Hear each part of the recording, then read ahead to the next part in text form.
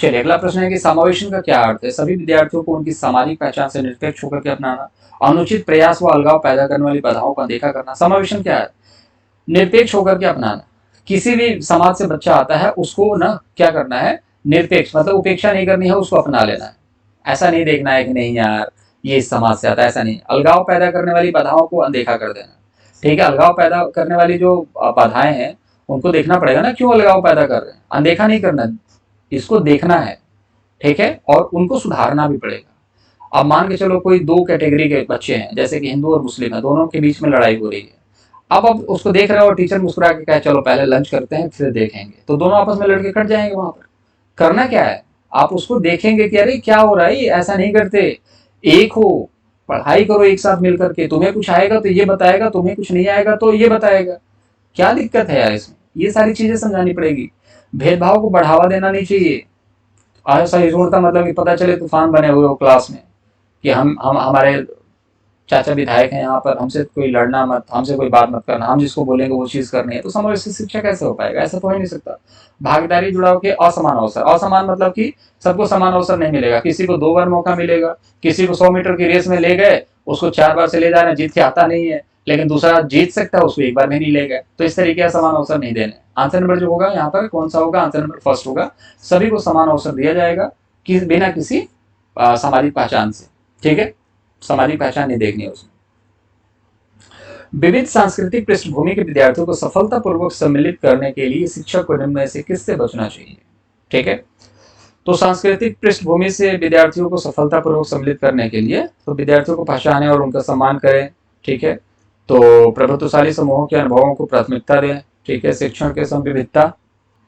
अब देखिए क्वेश्चन ये पूछ रहा है कि विद्यार्थियों की सफलतापूर्वक सम्मिलित करने के लिए, सफलतापूर्वक सम्मिलित करने के लिए सांस्कृतिक पृष्ठभूमि के विद्यार्थी को, अलग अलग पृष्ठभूमि से बच्चे आए हुए हैं, 30 बच्चे हैं मान लो, तो 30 बच्चों में कुछ बच्चे ऐसे हैं जो किसी अलग पृष्ठभूमि से हैं, कुछ अलग पृष्ठभूमि से हैं, तो उनको सम्मिलित करना है समावेशी कक्षा में।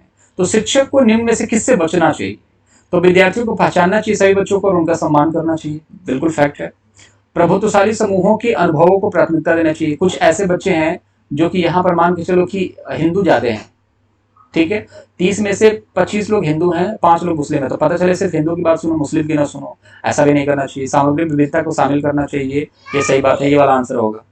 तो इसका जो आंसर हो जाएगा, आंसर नंबर सेकंड जो होगा वो आपका राइट आंसर हो जाएगा। ठीक है, तो ये सारी चीजें सही हैं, लेकिन जो गलत था बचना है, तो इससे बचना, आंसर नंबर सेकंड से बचना है, तो आंसर क्या हो जाएगा? Answer number 2। ठीक है, तो चलिए अगला प्रश्न देखते हैं। यहाँ पर डिसलेक्सिया से रिलेटेड है, मुख्य रूप से किसमें दिक्कत होता है तो बताया जाता है, तो ये होता पढ़ना। डिसलेक्सिया पढ़ना से रिलेटेड होता है, इस चीज को याद रखेंगे, इसमें ज्यादा कुछ है नहीं। डिस्कैलकुलिया जो होता है गणित से रिलेटेड है, डिसग्राफिया जो होता है लिखने से, डिस्प्रेक्सिया आंख और गति के बारे में होता है। ठीक है, चलिए आंसर नंबर फर्स्ट होगा राइट। जैसे कि हाथ का और आंख का कोऑर्डिनेशन नहीं बना पाते हैं तो उसको डिस्प्रेक्सिया। डिसफेजिया होता है भाषा को अच्छे से नहीं बोल पाते हैं। चलिए उस चीज के बारे में मैं बात तो करूंगा ही, कोई दिक्कत वाली बात नहीं है। निम्न में से कौन सा अभ्यास अधिगम अक्षमता वाले विद्यार्थियों के समावेशन सुनिश्चित करने में प्रभावी होता है? तो यहाँ पर देखोगे केवल निश्चित विधा एक दिया जाता है, तो ये गलत होगा। अधिगम अक्षमता वाले बच्चे हैं तो उसको विफलता क्षमता की कमी को माने, टेके बहुत लंबे और बारंबार दत्कार दें, गलत है। सूचना प्राप्त करने के लिए कई विकल्प प्रदान करें, ये वाला राइट आंसर होगा। अगर मान के चलो कि कोई दिक्कत आपको आ रही है किसी चीज को समझने में, तो आप उसको बार बार ऐसे चीजें दें कि बच्चा सीखे, बार बार विकल्प देना पड़ेगा, तब जाकर के बच्चा सीखेगा। ठीक है, आरोपण क्षमता की कमी को माने, ऐसा करें कि तुम्हारे अंदर कमी है इसी वजह से तुम नहीं सीख पाते हो। ठीक है, बार बार उसको कार्य दे दो अलग से, तो ये सारी चीजें तो गलत है ना, अवसर प्रदान करना पड़ता है।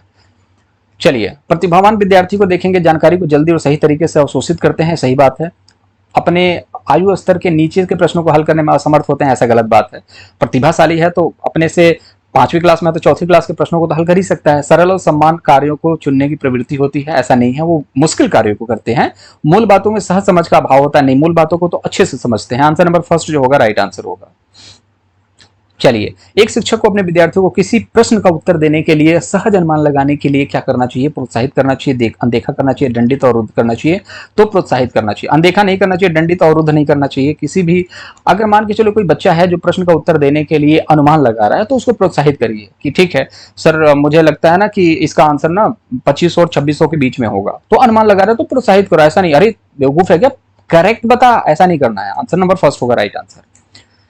ठीक है। विद्यार्थियों को हाल ही में सीखे गए संप्रत्ययों पर विस्तारण में मदद करते समय निम्नलिखित में से किससे बचना चाहिए? विभिन्न उप संप्रत्ययों के बीच संबंधों को क्रियान्वित करना, संप्रत्यय के उदाहरण और गैर उदाहरण बनाना, अधिक ग्रहित जानकारी को नई समस्याओं पर लागू करना, बोर्ड पर लिखना और विद्यार्थियों से इसे बिना समझे नकल करने के लिए कहना।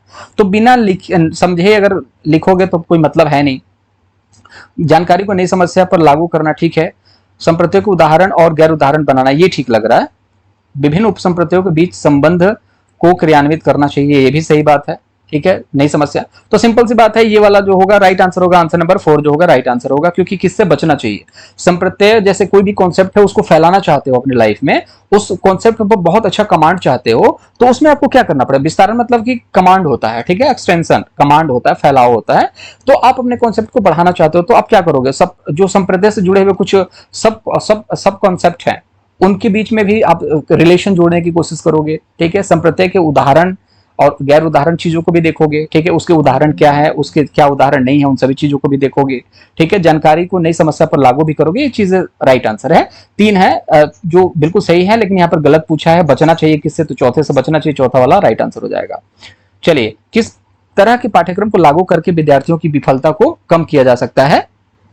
तो देखिए, उनके सामाजिक संदर्भों से जुड़ा होना चाहिए। ठीक है, सही बात है। अत्यधिक चुनौतीपूर्ण कार्य दोगे तो भाई कम नहीं कर सकते हैं। उनके दैनिक जीवन के लिए आप प्रासंगिक हो, जीवन में जो कर रहा है उससे इरेलीवेंट चीजें करवाओ। बोला जाए कि डेली 8 घंटे सोता है, अब उसको बोलो कि डेली 8 घंटे पढ़ो तो नहीं कर पाएगा। अमूर्त से सरल की ओर जाना, ऐसा नहीं है, सरल से अमूर्त की तरफ जाते हैं। राइट आंसर होगा आंसर नंबर फर्स्ट। बहुत आसान सा प्रश्न है। अगर डेली बेसिस पे अगर मान के चलो आप चाय पीते हो, 3 चाय पी लेते हो डेली बेसिस पे, और अगर आपसे बोला जाए कि अब कभी भी तुमको चाय नहीं पीना, तो आप तो परेशान हो जाओगे, पागल हो जाओगे। जैसे पियक्कड़ लोग रात को अगर दारू ना मिले तो पागल हो जाते हैं। सार्थक सीखने के लिए निम्न में से क्या महत्वपूर्ण है? कक्षा में प्रतिस्पर्धा संस्कृति का विकास करना, बच्चों के विचारों और अनुभवों को जगह देना। ठीक है, सीखने के लिए सार्थक जो सीखने के लिए निम्न में से क्या महत्वपूर्ण है? प्रतिस्पर्धा नहीं, सीखने के लिए महत्वपूर्ण नहीं है। विचारों अनुभवों को जगह देना चाहिए, जानकारी को पृथक खंडों में प्रस्तुत करना चाहिए। ठीक है, ऐसे उदाहरण देना जो विद्यार्थियों के सामाजिक संदर्भ से संबंधित नहीं है, भी गलत हो गया। तो आप देखो, जानकारी के पृथक खंडों में प्रस्तुत करना ये भी ठीक है, लेकिन सार्थक तरीके से अनुभवों को जगह देना ये इंपॉर्टेंट होता है। ठीक है, पृथक खंडों में प्रस्तुत करना जानकारी को, अलग खंड में ये थोड़ा सा ठीक है। ऐसा नहीं है किसी भी जानकारी को तोड़ करके सिखाया जा रहा, समझाया जा रहा, अच्छी बात है, लेकिन बच्चों के अनुभवों को अगर जगह दे दिया जा रहा है तो ये ज्यादा ही अच्छा है। तो आंसर नंबर सेकंड जो होगा राइट आंसर हो जाएगा।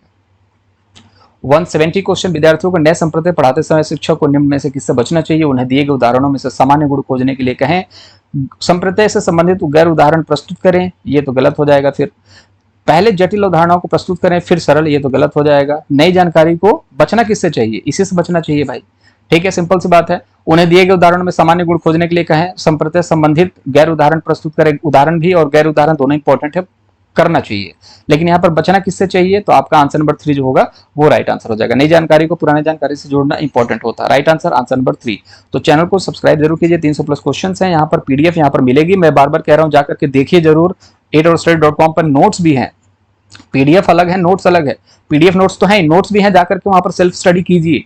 क्योंकि आप सिर्फ और सिर्फ वीडियोस देखेंगे, 36 वीडियो देखोगे, उससे कुछ नहीं होगा। जो कंटेंट यहाँ पर परोस दिया जा रहा है ना, उस कंटेंट को जाकर के सिर्फ 2-4-10 मिनट लगेगा, एक बार पढ़ो, रिवीजन करो, इससे आपको बहुत फायदा होने वाला है। बाकी इच्छा तो आपकी है दोस्त, आपको शिक्षक बनना है, मैं तो सिर्फ एक गाइडेंस दे सकता हूँ, रास्ता दिखा सकता हूँ।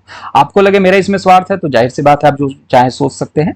आपके लिए मैं बोल रहा हूँ, इच्छा आपकी है, हर कोई मेहनत करता है, आप भी मेहनत कर रहे हैं। आप सबसे इंपॉर्टेंट है, मैं आपको लिए कंटेंट दे रहा हूं, आप उस कंटेंट को कंज्यूम करेंगे तो आपके नंबर अच्छे आएंगे। चलिए, मुलाकात करेंगे अगली वीडियो में। ख्याल रखेंगे अपना।